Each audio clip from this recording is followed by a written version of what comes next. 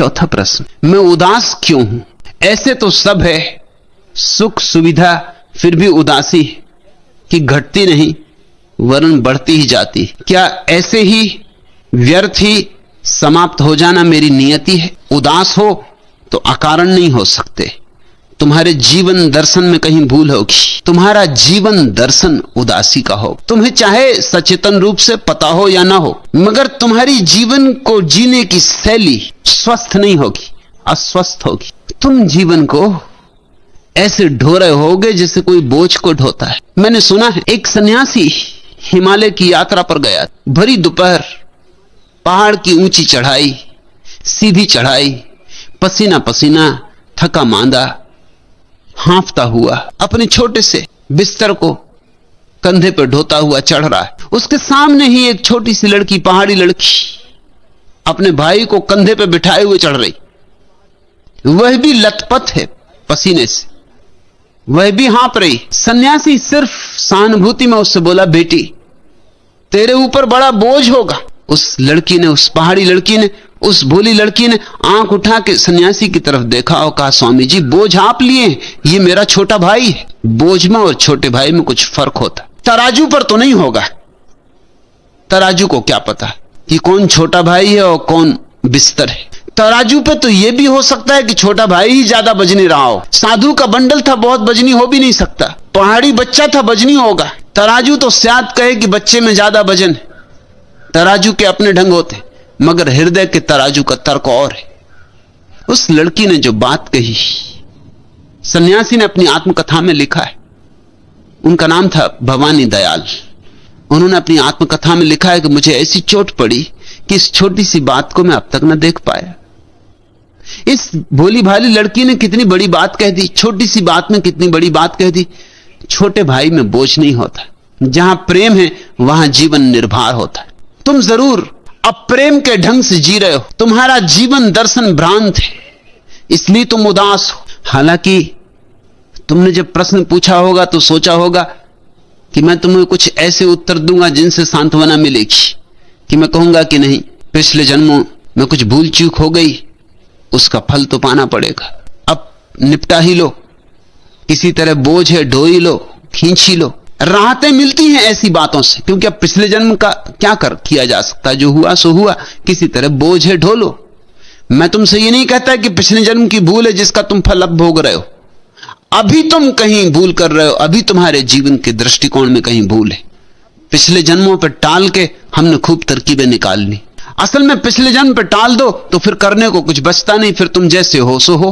अब पिछला जन्म फिर से तो लाया नहीं जा सकता, जो हो चुका सो हो चुका, किए को अन किया किया नहीं जा सकता। अब तो ढोना ही होगा, खींचना ही होगा, उदास रहना ही होगा। नहीं, उदास रहने की कोई भी जरूरत नहीं, कोई अनिवार्यता नहीं। मैं तुमसे ये बात कह दूं कि परमात्मा के जगत में उधारी नहीं चलती।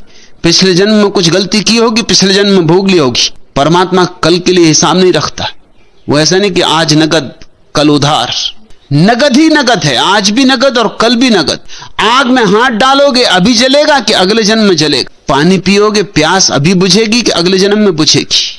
इतनी देर नहीं लगती प्यास के बुझने में, ना हाथ के जलने में। मेरे देखे जब भी तुम शुभ करते हो तत्क्षण तुम पर आनंद की वर्षा हो जाती, तत्क्षण, देर अबेर नहीं होती। तुमने कहावत सुनी कि उसके जगत में देर है अंधेर नहीं। मैं तुमसे कहता हूं कि देर हुई तो अंधेर हो जाएगा। न देर है न अंधेर है, सब नगद है। तुम जरा फिर से पुनर्विचार करो, अपनी जीवन शैली को थोड़ा जांचो। अब जो आदमी ये मान रहा है कि घर गृहस्थी पाप है, वो घर गृहस्थी में रह के कैसे प्रसन्न हो सकता? कहो मुझे, कहो कैसे प्रसन्न होगा? जो आदमी मानता है कि ये पाप है, कब इससे छुटकारा होगा? ये पत्नी, ये बच्चे, ये घर, ये संसार, कब आएगी वो सौभाग्य की घड़ी कि चला जाऊंगा हिमालय के किसी गुफा में और बैठूंगा, सब छोड़ छाड़ के संसार का माया मोह। जो आदमी ऐसा मान रहा है, और ऐसे ही आदमी मान रहे हैं इस देश में, तो हर आदमी ऐसा मान रहा है। जो अभी अभी घोड़े पर सवार होकर दूल्हा बन के जा रहा है, सहनाई बज रही, वो भी ऐसा मान रहा है कि पाप में पड़ रहा हूं। सहनाई अभी ही फीकी हो गई, फूल अभी कुम्हला गए, दुल्हन को लेके आया है डोले पर, दुल्हन अभी मर गई, लाश आ रही है घर। अब तुम्हारे चित्त में, तुम्हारे चित्त के मूल स्रोत ही जैसे विषाक्त कर दिए गए। तुम्हें इतनी गलत बातें सिखाई गई। मेरे पास युवक आ जाते, वो मुझसे पूछते हैं कि शादी करें या ना करें। आप क्या कहते हैं? माँ बाप पीछे पड़े, पाप में उलझाना चाहते। उन्हें पता नहीं कि मैं जरा और ढंग का आदमी हूं। वो और साधु सन्यासियों के पास जाके ऐसी बात कहते तो वो बड़े प्रसन्न होते कि बेटा तू बड़ा सात्विक है, तू बड़ा धार्मिक है, माँ बाप की बातों में मत पड़ना, ये तो माया मोह में उलझाने की बात है, तेरे भीतर बड़ा बोध जगा है। जब मुझसे कोई ऐसा कहता है कि मुझे पाप में उलझा रहे हैं, तो मैं थोड़ा सोचता हूं कि ये युवक अगर विवाह करेगा तो मुश्किल में पड़ेगा, अगर नहीं विवाह करेगा तो मुश्किल में पड़ेगा। इसकी जिंदगी में उदासी नियति हो जाएगी। नहीं विवाह करेगा तो इसकी प्रकृति बदला लेगी, इसके जीवन की सहज आकांक्षाएं अतृप्त रह जाएंगी, तो चित्त खिन्न रहेगा, दबाएगा वासनाओं को, वे उभर उभर के आएंगी, तो जीवन एक अंतः संघर्ष हो जाएगा, एक आत्मिक कलह हो जाएगी। ये 24 घंटे अपने से लड़ेगा, और जो अपने से लड़ रहा है वह प्रसन्न नहीं हो सकता। उसकी ऊर्जा तो लड़ाई में ही क्षीण हो जाती, उसकी ऊर्जा फूल बनने को बचती ही नहीं, उसके भीतर कभी सहस्त्रार नहीं खिलता, नहीं खिल सकता। और अगर ये विवाह कर लेगा तो अभी से ये कह रहा है कि पाप, तो ये बोझ ढोएगा, ये पत्नी, ये बच्चे, ये घर द्वार, और उदास रहेगा। हमारी जीवन को देखने की पद्धति में कहीं बुनियादी भूल है, हमारा गणित गलत है। तुम कहते हो मैं उदास क्यों? तुम उदास हो क्योंकि तुम्हारा फलसफा, तुम्हारा दर्शन शास्त्र तुम्हें उदास कर रहा है। तुमने जिन धर्मों को पकड़ लिया है वो तुम्हें उदास कर रहे हैं। तुम छुटकारा पाओ इन सारी दृष्टियों से। तुम जीवन को जरा ज्यादा सरलता से जीने की शुरुआत करो। सिद्धांतों शास्त्रों की आड़ मत लो जीवन को जीने में। जीवन को जियो सरलता से, सहजता से, थोड़े नैसर्गिक, थोड़े प्राकृतिक, और तुम्हारे जीवन में भी उत्फुल्लता आएगी। अगर गुलाब को यह ख्याल आ जाए कि खिलना पाप है, तो फिर फूल खिलेगा तो भी उदास होगा, नहीं खिलेगा तो गुलाब के प्राणों में पीड़ा होगी कि बिना खिलाऊं। फूल टूटना चाहेगा, कली खुलना चाहेगी, और वृक्ष उसे दबाएगा और खुलने ना देगा तो आत्मघाती हो जाएगा। और अगर खुलने दिया, फूल खिला, तो उदास खिलेगा फूल, उसमें सुवास नहीं होगी, जिंदगी नहीं होगी, उसमें मौत की छाप होगी। गलत दृष्टियों ने तुम्हें जन्म से ही मार डाला है, मगर वे दृष्टियां बड़ी प्राचीन है, बड़ी सम्मानित, परंपरा से बड़ी समादृत है। तुम्हें याद भी नहीं है कि तुमने गलत दृष्टियां पकड़ रखी, और फिर तुम उदास होते हो।